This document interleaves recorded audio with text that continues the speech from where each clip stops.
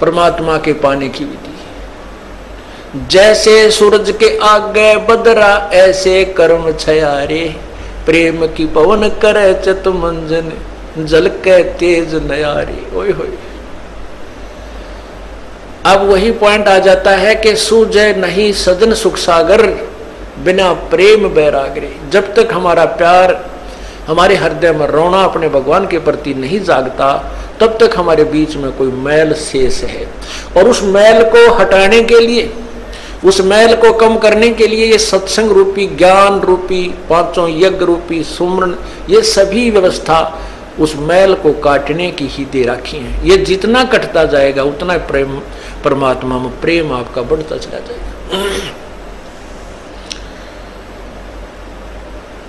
जैसे सूरज के आगे बदरा ऐसे कर्म छयारे, प्रेम की पवन करे चित मंजन वो झलके तेज नयारी। है जैसे सूर्य के सामने बादल आ जाते हैं और सूर्य का प्रकाश नजर नहीं आता, ऐसे आत्मा और परमात्मा के बीच में पाप कर्मों के बादल छाए हुए हैं और प्रेम की पवन करे चितमंजन। राम नाम का वो सिमरण जो दे रखा आपको, सतनाम कहते, उसके ऊपर तो आपका चित मन लगा रहे। और प्यार की पवन जैसे हवा चलती है, बादलों को इधर उधर फेंक करके सूर्य का प्रकाश चमकने लग जाता है। प्रेम की पवन करे चितमंजन झलके तेज नयारे। वो परमात्मा आपको दृष्टिगोचर हो जाएगा, आपके जो पाप कट जाएंगे, आपके बीच में जो पाप कर्मों की द्वार, अज्ञान की द्वार है, वो हट जाएगी। अज्ञान की द्वार ज्ञान से हटेगी और पाप कर्मों की द्वार जो है वो इस सब भक्ति विधि से हट जाएगी। पुण्यात्मा एक अंधा था और बड़ा भक्त था।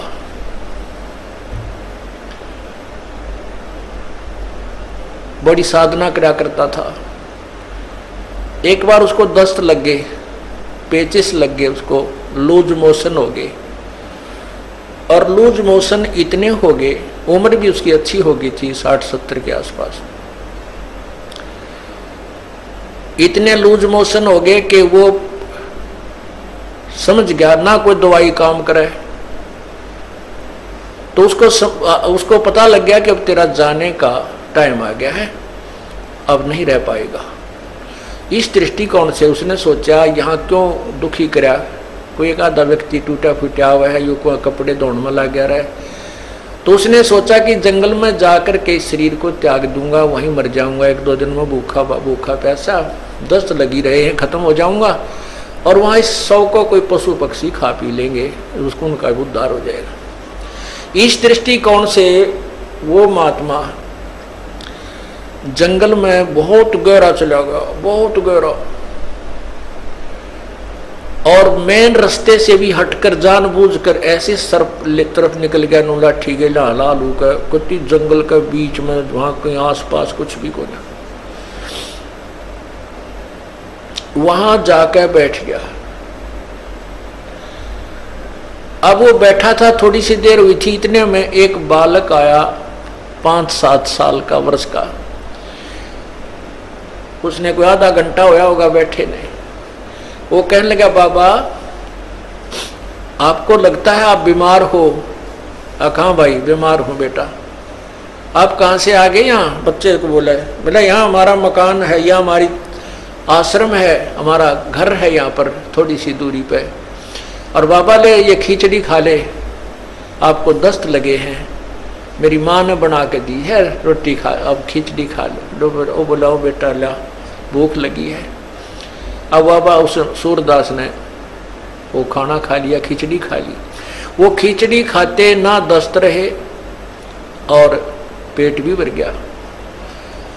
तो उसने शुक्र मनाया, परमात्मा बड़ी दया करी आपने, है ये परमात्मा आप यहाँ भी साथ है। देख कितना छोटा आदमी को यहीं पर आपके बच्चों ने मेरी सेवा कर दी। ये सोच के अग भाई चल, भगवान की यह रजा है, और जीवन देंगे तो इसका भजन करेंगे, ठाओगे तो चल इसके लोक में जाओगे, हमारे दोनों हाथों में लड्डू हैं। तो इतने में कुछ देर में वहां उस लीला परमात्मा की ये भेड़ बकरियां वाले आ गए और उनकी एक भेड़ बकरी की तरह लगी। उसने ढूंढते ढूंढते उस घोर जंगल में पहुंच गए। वो बाबा जी लौट रहा वहां पर। वो कहने लगे महात्मा तू यहाँ कैसे आ गया? वो बोला भाई आ गया, मैं ऐसे ऐसे बीमार था और यहाँ एक भगवान आत्मा का घर है, उसने बिरानी की ऐसी दया करी, कोई खिचड़ी सी बना कर दी, मैं ठीक हो गया। मेरे दस्त लाग रहे थे। वो गडरिये जो थे वो उसके मुंह का ना देखें महात्मा उस सूरदास के मुंह की तरफ कि क्या कह रहे हो, यहाँ कौन है, किसका घर है। और उसके पास क्या था, वो जो प्लेट लाया था, थाली जिसमें खिचड़ी लाया था डाल के, जब उस महात्मा ने वह खिचड़ी खा ली, वो आवाज लगा रहा था बेटा अपनी यह थाली ले जा, बेटा थाली ले जा। उधर से वो गडरिये आ गए, जब वो रट लगा रहा था तो गडरिये बोले बाबा किसको आवाज लगा रहा तू? बोला भाई यहाँ कोई एक घर है और उन्होंने ये खिचड़ी बना के भेजी थी बेटा, उनकी थाली, वो बालक था ना ले गया होगा थाली, ये थाली को उनको ले जाएंगे अपनी। वो कहने लगे बाबा जी तू यहाँ कैसे आ गया ऐसे घोर जंगल में? यहाँ ना कोई घर है, यहाँ से 5-7 कोस तक तक कोई गांव भी कोई ना, तू घर की बात करे, यहाँ कोई घर नहीं है। ये थाली कहाँ से आ गई तेरे पास? ने बोला भाई मन ने बेरा है कितना आएगी। जब यार कोई है ही नहीं और कोई घर नहीं तो मौन साध गया। को हे भगवान, हे परमात्मा, आप यहां भी साथ। अब क्या होता है, वो बाबा जी उठकर चल पड़ा। अब भाई चले जहां ले जाएगा वहीं चलते हैं। अब चलते चलते वो जा रहा था कि आगे एकदम गड्ढा था। वो गड्ढा ऐसे स्टाइल में था जय वो स्पीड उसकी इतनी थी बाबा जी की कि वो लाठी थोड़ी टेका था, कदम गणे दर था। इसी उमंग सी हो रही थी, कोई हे भगवान आज मेरा जीवन दान कर दिया भगवान, इस उमंग में चल रहा था।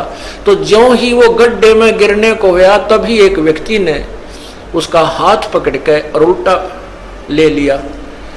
ने बोला बाबा आगे इतना जबरदस्त गड्ढा है, तुम गिर के मर जाता, वापस हो ले, ये रास्ता ठीक नहीं। तो उस संत ने उसके बचाने वाले का पैर पकड़ लिया, नो का नो नीचे एकदम पैरा में गट गया। नो बोला परमात्मा जब तक निकल गए थे मेरे हाथ से, आज नहीं छोड़ू तेरे, जब तो वो पहचान नहीं सका आपको आज नहीं छोड़ू, मन मत बकावे। नो बोला बाबा क्यों मेरे घर पड़ गया, मैं तो एक राह चलता आदमी हूं और ये तो सूत बैठ गया, तू मर रहा हो, मैं भगवान ने भेज दिया यहाँ तेरे को बचाने के लिए। नो बोला ना, एक बार धोखा खा सका सूरदास, दूसरी बार नहीं। और फिर उसने छुटा लिया वो पैर हाथ। नो बोला छोड़ तू मेरे गले पड़ गया। जब वो कहता है, कहने लगा कोई बात नहीं, तू सारी सृष्टि का मालिक है और मैं बोधा जी तेरा मेरा के मुकाबला है कि मैं तुझे पकड़ सकूं, लेकिन सूरदास के दिल ते निकल जा जब देखूं कि सा बलवान तू। नो बोला हीना जान के कमजोर निर्बल जानो और पैर छुटा गया है, अति बलवान तू है, सर्वशक्तिमान तू, लेकिन सूरदास के दिल ते निकल जा जब जानू कि सा बलवान तू। कहते हैं उसी समय उसके दिव्य भी वो दृष्टि भी खुल गई और भगवान ने सामने दर्शन दिए, जिस भी रूप में वो पूजा कर रहा था। अब देखो पुण्यात्माओं, परमात्मा पूर्ण ब्रह्म कबीर परमेश्वर इस भक्ति काल तक इस जीव को लाने के लिए, भक्ति की आस्था बनाए रखने के लिए सोचल छिद्र करता है। नरसिंह जी का भात किसने भरा था, नरसिंह जी की हुंडी किसने ली थी, ये तो तत्व ज्ञान सुन जाओगा इस अंधेरे ने।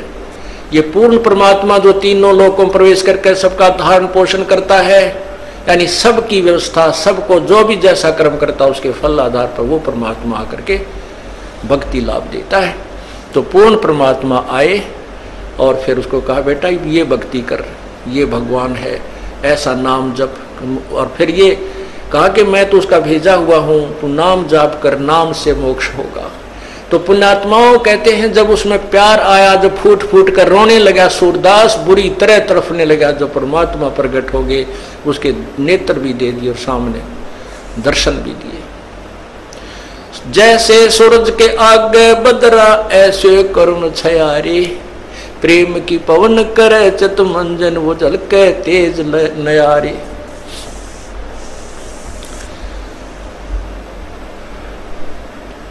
कहते हैं बिना प्रेम पावे नहीं चे करोड़ समाधि ला। और इस प्यार को जागृत करने के लिए, इस प्यार को आप परमात्मा के प्रति बढ़ाने के लिए आपका जो ट्रीटमेंट चल रहा है, ये सारा जो उपचार है परमात्मा में प्यार बढ़ाने का। जितना भी प्यार आपका भगवान में बढ़ जाएगा, उसके बाद आपको संसार में उस मालिक के अतिरिक्त कोई नजर नहीं आएगा। और वो मालिक कैसा है, कौन है, उसको नहीं जानते। इसलिए परमात्मा ने यही कहा है कि मम संत मुझे जान मेरा ही स्वरूपम।